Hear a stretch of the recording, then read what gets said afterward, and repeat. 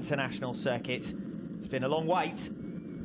It's going to be worth our while. Looking forward to one Pirelli Indonesian round in driving rain. They're underway. Good start from Andrea Locatelli. Good start as well from Garrett Gerloff. Progress from way back down the order. Ray recovering as they come in towards turn number 1. Bassani and Tati Mercado with a great start. Mercado is up ahead of the BMW boys as Bassani comes firing through on Locatelli. Demonstrates what a struggle it's been so far for Garrett Gerloff. Scott Redding eyeing up a move here on top rack. Razgatlioglu. Bassani thinking about a move on the riders ahead of him. He's going as they come in towards turn 11. Razgatlioglu hanging on, but by the skin of his teeth. Yeah, the run down into 10-4. Feeling pretty confident out there, willing to get himself to the front of the field. Obviously, if you're at the front of the field, you don't have to deal with any of this. The top 4 from race 1 earlier on today are doing battle again at the head of the field in race 2. Ray comes through. Razgatlioglu, Redding, Bassani is your new order. Talked all day about Tati Mercado being a wet weather specialist. A bit of a gap behind the number 36 as Razgatlioglu fires through at the start of lap 2. Ray will immediately... Well, coming from the back row of the grid into the top 10,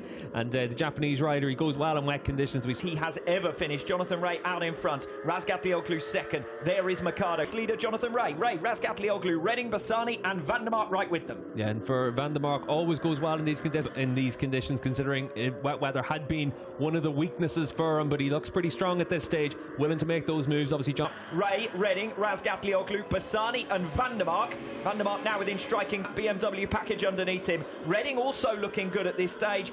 Got right onto the tail of Jonathan Ray. Couldn't so slightly. So Van der Mark, he needs to make that move on Bassani quickly. Tati Mercado broadly going with the group. A second the gap in front of him though, 2.5 seconds. The tail, and any time someone runs slightly off the line or makes a slight error or is slightly tentative, they're going to be swallowed up by the pack here. Scott that having a little bit more size can really help Scott Redding, and certainly he's got that little bit more leverage of being one of the tallest riders on the grid. Still just outside of Scott Redding on the exit of turn 9, so Ray desperate to lead from the front. He will be the first to encounter our top world-class action.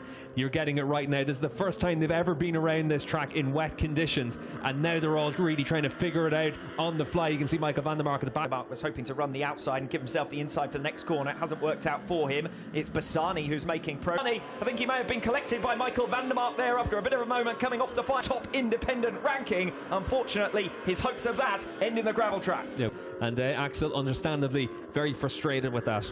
Well, Garrett Bassani was looking good. He gets moved out of the way by Razgatlioglu, and here's going to be the moment for him coming off the final turn. And he does get collected. Entry and...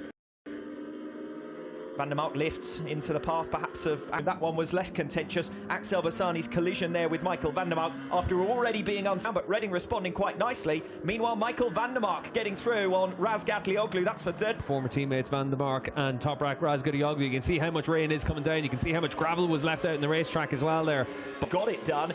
Redding up at the front then. Ray in second. The gap now over a second to this fight for third position. Van der Mark trying to come through in attack, but can't quite get there as they make their way through the right-hander when they come across the line. The one thing is, right now, 1:44.0 was Scott Redding's last lap time. A dry weather lap around here is a Van der Mark to bridge any more of that gap, because the pace at the front's really fast. Fine performance though. Might never see the light of day. Scott Redding out the front of the field. 1:43.648 in these conditions. That's astonishing. Razgatlioglu again. Attack Toprak though. We saw last time around he was a lot faster in the second half of the lap than Toprak. Jonathan Ray coming back at Scott Redding. We rejoin the race leading battle, and Ray has come through on Redding, and here goes Van der Mark on Razgatlioglu, and quietly nobody knows which way to recover that third place. I said no, everyone's got nothing to lose in this race. That's how they're approaching it as well. Good battling between. The back down the order, Tom Sykes occupies 5th position. Kota Nazane going to be a career best if he had a 3-point margin. Locatelli at the end of this season as Van der Mark and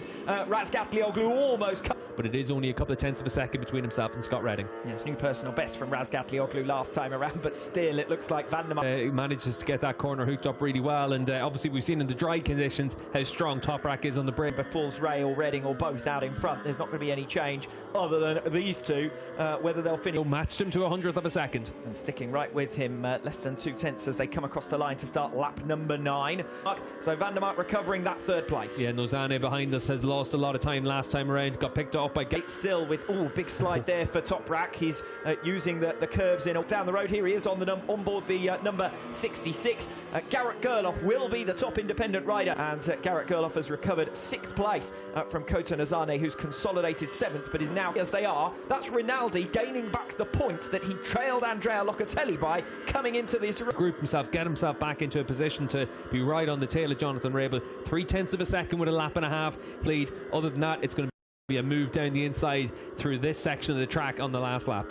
For the leaders, by and large, aside from that crash for Axel Bassani, as Michael Ruben Ronaldo. Jonathan Ray may have missed a gear shift there because Redding came powering past in a way that we haven't seen Ducatis do since the beginning of 29. Try and attack him. There's clearly a lot of grip out there in the asphalt here, even in these wet conditions. So running towards turn 10, only for the brave that Jonathan Ray might see as his best opportunity to get through on turn. Redding tries to turn. Ray is already there. The pair touch. Ray then sweeps across the path of Scott Redding coming off turn 10 to recover the lead. Yeah, Jonathan Ray able to make the move into 10. Scott, that chance, he's got good drive through there though to get right with Ray.